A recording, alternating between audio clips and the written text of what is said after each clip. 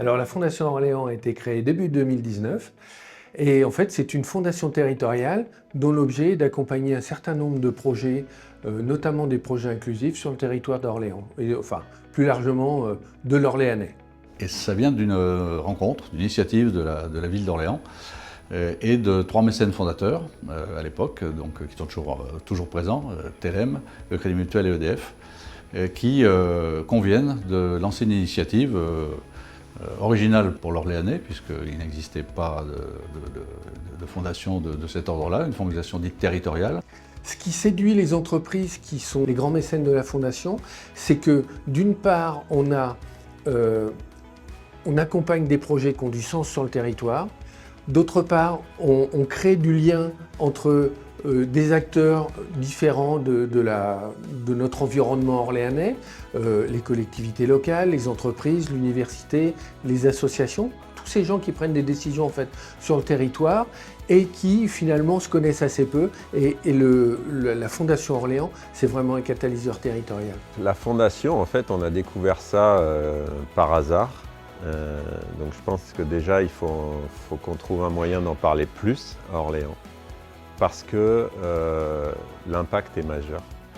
On a les politiques qui peuvent se rendre compte des sujets, les entreprises qui ont envie d'avoir un impact RSE mais qui ne savent pas comment. Et là, on a une fondation qui est là et qui peut permettre ça. Alors nous, la première chose qu'on a fait, c'est Réseau Étincelle. Comment ça se passe, nos sessions Réseau Étincelle? En fait, c'est très simple. C'est un groupe de jeunes, 12 à 14 jeunes, immergés pendant 7 jours en entreprise. L'objectif, c'est de casser les a priori sur les professionnels, de pouvoir oser enfin leur poser toutes les questions qu'un jeune se pose sur son avenir et le métier qu'il voudrait réaliser. Cette immersion en entreprise, elle permet de découvrir des métiers, de découvrir des gens, de se créer un réseau. Durant mon stage chez Altior, je fais beaucoup de choses qui sont emplacement, emballage de carton. Nous étions accompagnés avec des personnes qui travaillent ici, telles que Pascal, Alban, Marie. Mais bien sûr, c'était un moment super incroyable que j'ai passé avec eux ici.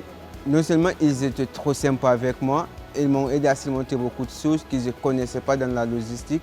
Et cela m'a donné envie de faire ce métier.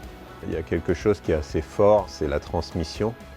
Et dans le monde de l'entreprise, on a cette possibilité toujours de transmettre quand on a un nouveau collaborateur, etc. Mais là c'était vraiment concentré, quoi, et c'était vraiment un joli moment.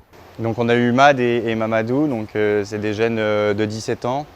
Ils sont arrivés super motivés et impatients de découvrir la logistique. Donc ils se sont tout de suite très bien intégrés à l'équipe, toujours volontaires, souriants et avec l'envie d'apprendre.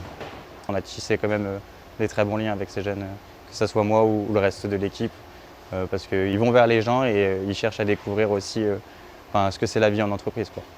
En termes d'action, nous on a fait un diagnostic territorial des éléments qui n'allaient pas bien sur le territoire, et de ça on a fait un appel à projet et on a demandé à des associations ou des collectivités d'ailleurs d'apporter des réponses à ces problèmes.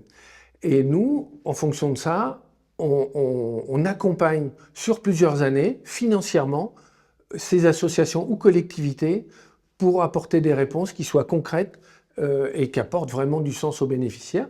Et notamment, l'axe sur lequel on s'est orienté, c'est la pauvreté des jeunes et le déterminisme social des jeunes. Éviter le déterminisme social, c'est permettre à ces jeunes de mettre en place d'autres solutions pour accéder au monde de l'emploi notamment et à une vie qui est celle de tous et dont ils rêvent.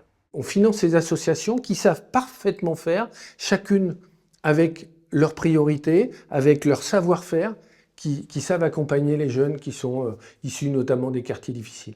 Ce qui est intéressant dans un travail qui est collectif comme ça, structuré et organisé par la Fondation Orléans, c'est justement de pouvoir créer des interactions avec les autres associations. Et je vais donner un exemple très pratique. Proxité, par exemple, est présent systématiquement à la fin de chacune de nos sessions pour pouvoir éventuellement prendre le relais et accompagner les jeunes en mentorat. Bonjour. Franchement, avec mon mentor Sébastien, on travaille plusieurs choses comme apprendre à bien parler, des nouvelles méthodes d'apprentissage puisque j'ai du mal à apprendre mes leçons et à réviser mes leçons. Et par rapport à élaborer mon projet professionnel par exemple, car je souhaite faire un stage à l'étranger. Et les étapes qu'il y a également. Et franchement, avec Sébastien, les liens sont super constructifs. Les échanges sont très enrichissants et ça m'aide à me préparer plus tard en tant que personne, en tant que futur travailleur ou futur adulte responsable. Moi, je trouve qu'il m'aide à beaucoup de choses. Par exemple, pour mes devoirs. Par exemple, souvent, j'ai pas de temps et elle est toujours là pour m'accompagner dans ma vie perso, quoi. Et aussi dans mes recherches de stage. Déjà, ça m'apporte une meilleure confiance en moi. Parce qu'avant, je fais pas trop confiance en moi et je galérais un peu pour prendre la parole et les orales et tout. Mais voilà, depuis que je viens, ça s'est amélioré. Et puis mes notes aussi en langue ont pas mal augmenté aussi. Déjà, faire un diagnostic de territoire. Ce qui était vraiment important pour la Fondation Orléans, c'était de savoir qu'est-ce qui se passe sur ce territoire de l'Orléanais, où sont les difficultés. Ensuite, on a lancé un appel à projets. On sait que le territoire est riche en associations et ces associations ont répondu à la volonté de la Fondation Orléans de lutter contre le déterminisme social. On a la chance d'avoir eu plus de 30 projets, 14 qu'on a sélectionnés, de la petite enfance à l'insertion professionnelle, qu'on essaye maintenant d'accompagner sur 3 ans. Eh bien, NQT m'a beaucoup aidé, car dans un premier temps, j'étais un étudiant qui du coup était à la recherche d'une alternance dans le cadre pour valider mon master. Et après beaucoup d'entretiens, j'ai eu beaucoup de mal à justement trouver l'alternance qu'il me fallait. Avant, j'avais eu des entraînements en licence ou encore en DUT pour me préparer au mieux à ces entretiens d'embauche, mais je n'avais pas cette vision justement professionnelle. Là, ça m'a permis d'être en relation avec un professionnel et du coup, voir concrètement ce que les recruteurs recherchent réellement à travers leurs candidats. NQT m'a aidé dans beaucoup d'actions quotidiennes, notamment par exemple, j'ai le souvenir d'un module qu'on a eu qui est la gestion émotionnelle.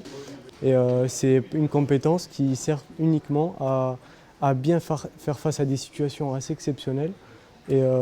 Et comment y faire face. Donc nous, on apprend à gérer ces émotions-là, la peur, la colère, la tristesse, etc. C'est quelque chose qu'on ne met pas souvent en valeur, mais moi, c'est quelque chose qui m'a beaucoup aidé, que ce soit d'un point de vue personnel ou professionnel. Alors le fonctionnement des hubs, c'est que vous entrez à l'intérieur, vous dites que vous êtes étudiant, que vous n'avez pas trop les moyens. Et ensuite, il y a des gens qui vous sourient, qui vous acceptent, et vous communiquez, et vous prenez des choses moins chères. C'est comme ça, et vraiment, j'ai entendu que d'après une étude, il y a des étudiants dans mon campus qui ne mangent qu'un seul repas par jour, et qui ne peuvent manger qu'un seul repas par jour. Pour eux, c'est vraiment un avantage, et pour moi aussi d'ailleurs. Je trouve que c'est un concept qui aide beaucoup les étudiants. Parce qu'en arrivant ici, je n'avais pas forcément des moyens qui me permettaient de m'offrir certaines choses, on va dire. Les Hubs, ce n'est pas juste une épicerie, c'est une grande famille. Et de bénévoles et des salariés et aussi des étudiants qui travaillent. La Fondation Orléans est cofinancée par des partenaires publics, que sont les collectivités locales, et par des partenaires privés que sont les entreprises. Et donc on a à peu près 15% de nos financements qui proviennent de la ville d'Orléans et d'Orléans Métropole, et puis 85% de nos financements qui proviennent de mécénats d'entreprises. Le levier d'action qu'on a pu mobiliser se concrétise par une quarantaine d'entreprises qui sont dans le projet, dans l'action. Ça permet de lever plus de 400 000 €. Ce qui est considérable. Notre objectif, notre enjeu qui est pour moi un enjeu collectif, c'est d'accompagner sur 3 ans plus de 3300 jeunes vers la réussite. Et donc déjà sur 2024, on a accompagné un peu plus de 1000 jeunes. On nous aurait dit ça il y a 6 ans, on ne l'aurait pas cru. On est aujourd'hui avec une quinzaine de projets qui avancent. C'est quand même prometteur pour la suite. Si j'avais un mot à donner pour les donateurs justement de la Fondation, ça serait dans un premier temps merci. Oui, un grand merci à vous. Je remercie les fondations. Merci à eux. C'est grâce à eux que le système permet de fonctionner et de donner tout simplement des opportunités à des jeunes qui n'ont pas forcément la bonne méthode, la bonne démarche, les bonnes opportunités. Merci à eux. Un grand remerciement, merci. C'est un investissement. Un investissement dans le sens où justement cet argent qui est donné dans le cadre de l'évolution justement de ces jeunes talents, c'est une plus-value sur le long terme, car ces jeunes talents, plus tard, seront eux-mêmes des recruteurs qui eux-mêmes formeront peut-être des jeunes talents. Et c'est comme ça que l'on devient une ressource globale pour la France et pour notre monde. Rien à dire, top, ouais.